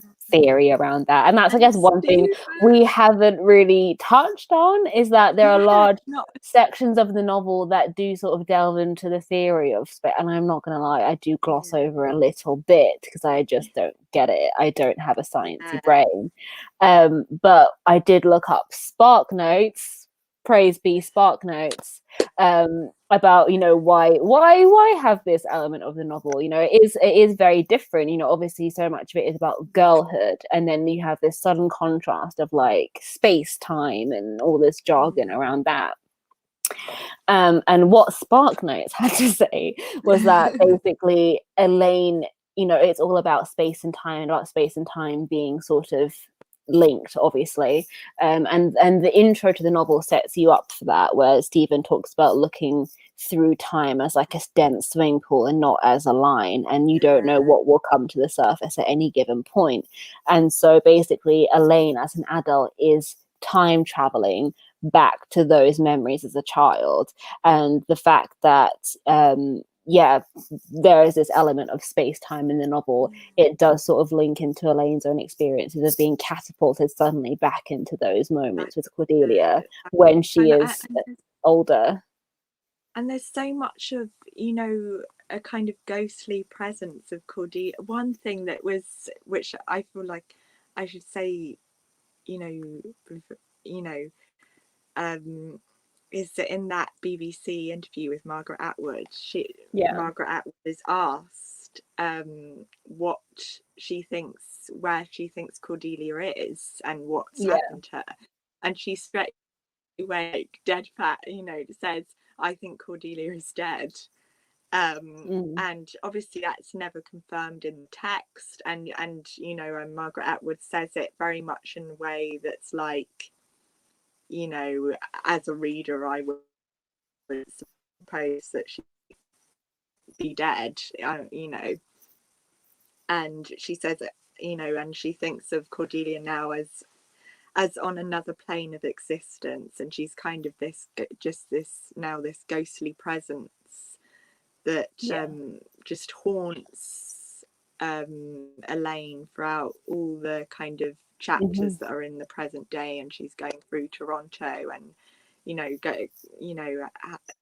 is part of all the places they used to go, and as, for instance, like a really early quote on page 6, "I can hardly walk down a street without a glimpse of her. It goes without saying that these fragments of her shoulder, beige camel's hair, the side of her face, the back of a leg belong to women who, seen whole, are not Cordelia." And it's really interesting. And I mean, it goes along with a quote that I know that you we both absolutely loved, about kind of, obviously there's this idea that Margaret Atwood thinks, oh, she might be dead, but also the idea of women can very easily, especially in that time without social media, to just leave. And there's this quote that's like, "Women are hard to keep track of, most of them. They slip into other names and sink without trace." So, for instance, when women get married, they lose their surname, they can't be searched up in the phone books. Elaine tries to do that with Cordelia herself. I mean, that linked what Atwood was saying about this ghostly presence as well, as that maybe Cordelia is not able to be found, but she still exists, obviously, so prominently in Elaine's memory. And I mean, we didn't really touch on, but like the last time that we see Cordelia, she is sort of in not an asylum, but it's like a sort of care home for people that have been struggling mentally, and it has sort of alluded to very briefly that she's tried to take her own life, and she asks Elaine for help to break her out of this institution, and Elaine says no, but that she would go and visit her, but obviously as she says it, she doesn't think that she will. And it is sort of a very haunting last interaction, and I think that's probably why Cordelia has such a grip on Elaine, because there is so much guilt and shame around that memory, I think. And it's, what it really reminded me of, because there's a bit when she, when Cordelia is asking this impossible favor of Elaine, and Elaine's kind of considering it, and she's like, "Oh, we could run away, I could take her back to Vancouver, she could, sleep on, a mattress in the living room," kind of thing. And it really reminded me of that bit in the Virgin Suicides, thinking more about the film, where, it's just before the sisters, in the story, the sisters all commit suicide kind of together in a kind of almost pact, and right before then the boys are sent a note for them to help them escape. They're kind of locked in their house, because their parents are ultra religious, and one of them did something bad, got in trouble basically, and they're forced to kind of in this kind of lock-in, and they managed to send this note to the boys saying, "Oh, come get us now and we'll escape together." And there's this kind of beautiful scene where they're in the car and they're kind of daydreaming about going away with these girls, and it just reminded me of that, when she's has that, Yeah. you know, very short kind of, Yeah. you know, And length also to I be quick. love, I mean, I think this might be a good one to end on because it is literally the end. Oh, you can't even see the end of the novel. Yeah. It is the last chapter, and it just honestly broke my heart in two. And Elaine is on the plane, that rhymes, but she's on the plane flying back from It is Toronto. She is, the retrospective is over, and it's very anticlimactic because she keeps thinking that Cordelia will walk through the door and she doesn't. And then there is this really heartbreaking thing where she sees these two women on the plane, and this is what she says. She says, oh, "They seem to yeah. me amazingly carefree. They have saved up for this trip and they are damn well going to enjoy it, despite the arthritis of one, the swollen legs of another. They're rambunctious, they're full of beans, they're tough as 13, they're innocent and dirty, and they don't give a hoot. Responsibilities have fallen away from them, obligations, old hates and grievances. Now for a short while they can play again like children, but this time without the pain. This is what I miss, Cordelia, not something that's gone, but something that will never happen. Two old women giggling over their tea." That's so beautiful. And then the very last bit of the book is, "Now it's full night, clear, moonless, and filled with stars, which are not eternal as once was thought, which are not where we think they are. If they were sounds, they would be echoes of something that happened millions of years ago, a world made of numbers, echoes of light shining out in the midst of nothing. It's old light and there's not much of it, but it's enough to see by." And that's the very end of the book.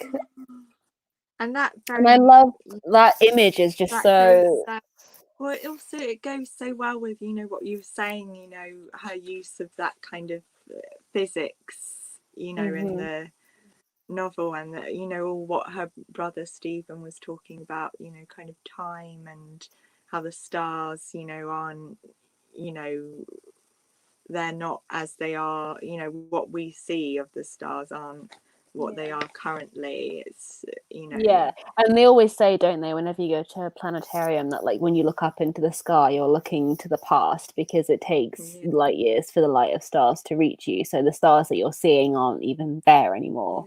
And that's interesting in and of itself. I mean, you can go on a whole tangent about that, but I just yeah, love because that image at the end, is that like she's not even sad about what they had, but about what they didn't have in the end, and that they could have potentially reconciled, and had that sort of, you know, that childhood and she was ready levity to without...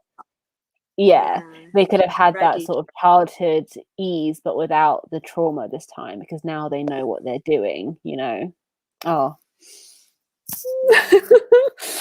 I mean, B, we're coming up to 2 hours. I mean, that's yeah.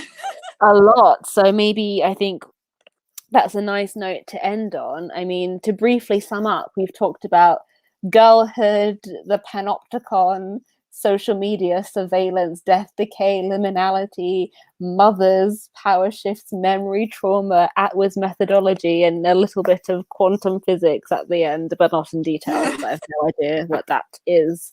And I'm low-key really worried that like we've set a precedent now for the book club. This is going to be like very Yeah. in-depth 2-hour discussions, and I'm really not sure if the next book is going to have as much to talk about, but we can hope so. Yeah, I mean, it's I definitely feel long like enough to have stuff in there. So yeah, there better be something in this, you know, like but yeah, there's going to be something worth talking about. Having said that, actually, it's not actually that much longer than Cat's Eye. It's just because the pages are thicker. Yeah, and it's a big I hardback. just realised that now. Yeah, it's only It's 600 only like pages. about 120 pages more. Yeah. Interesting. But anyway, I mean, there's only 2 people still here, so shout out to those 2 people. Thank you so much for sticking with us, and I really hope that you will join us for Plain Bad Heroines in May. And yeah, I hope this discussion... so sexy, look at it. I really hope this discussion was enjoyable and not too academic. I mean, I hope we struck that balance of sort give of us your feedback.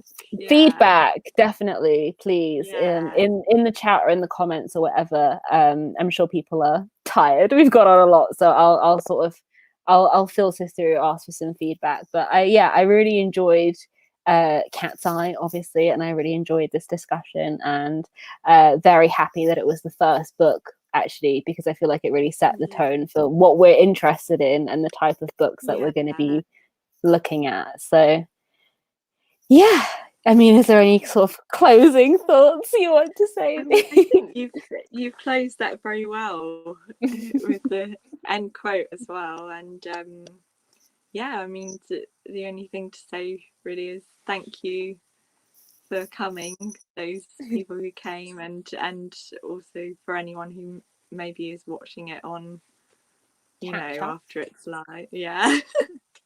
Oh, we have someone still with us. Hello. Yes. Yay. Gabs, you're a hero. You've made it to the end. I'll send you like a, I don't know, like a little badge or medal or something that will be of use, because that's incredible, especially when it's the bloody middle of the night where you are. So that's incredible. I don't even know what your message says. We regretto sleep too. No, we are great to sleep to. We were great to sleep we to. Are. We are. Yes. Nice. Yes. Well, Gabby, get some sleep, please. And thank you so much for coming, and for everyone else who came. Yeah, I don't know whether to be like chuffed that, you know, our voices were melodic enough to sleep to, or offended, but I'm going to take it as a compliment. So thank you very much to Gabs and everyone else that came, and I'm very much looking forward to next month's discussion. Yeah, so goodbye everyone. Bye.